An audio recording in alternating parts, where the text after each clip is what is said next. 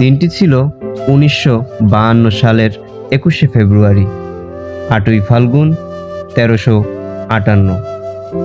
বাংলার বুকে মাতৃভাষা রক্ষার আন্দোলনে রফিক, সালাম, বরকত, জব্বার সহ অনেকের বুকের তাজা রক্তের বিনিময়ে অর্জিত হয় ভাষার অধিকার।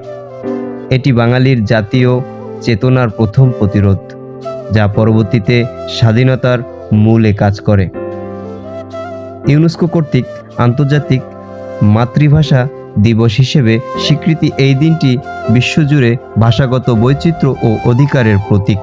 মাতৃভাষা বাংলাকে রাষ্ট্রীয় ভাষার মর্যাদা দেওয়ার দাবিতে এটি ছিল প্রথম বড় আত্মত্যাগ। এই দিনটি বাঙালির মধ্যে ঐক্য ও স্বাধিকার আন্দোলনের চেতনা জাগ্রত করেছিল, যা 59 এবং 71-এর যুদ্ধের পথ প্রশস্ত করে। পৃথিবীর ইতিহাসে নিজের মাতৃভাষার জন্য বুকের রক্ত ঢেলে দেওয়ার প্রথম নজির এটি।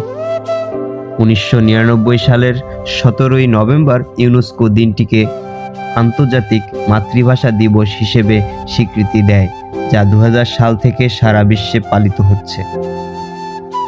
এটি বিশ্বের সব ভাষার সংরক্ষণ, সুরক্ষা এবং মাতৃভাষার অধিকার প্রতিষ্ঠায় সোচ্চার থাকার কথা স্মরণ করিয়ে দেয়।